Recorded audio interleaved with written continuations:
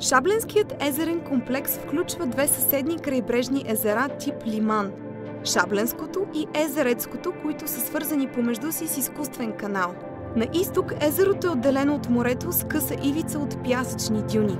В близост до езерото се намира и Шабленската Тузла, известна с лековитата си кал.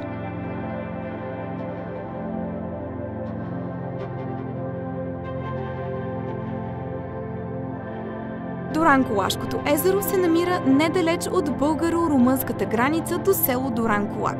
Представлява естествено, лиманно, крайморско, полусолено, безотточно езеро с запазен естествен характер.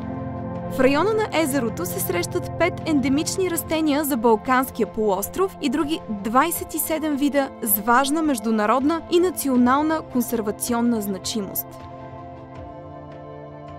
Дуранкулашкото езеро и съседните Шабленски езера формират заедно най-многочисленото съвременно зимовище на застрашената от изчезване в световен мащаб червеногуша гъска.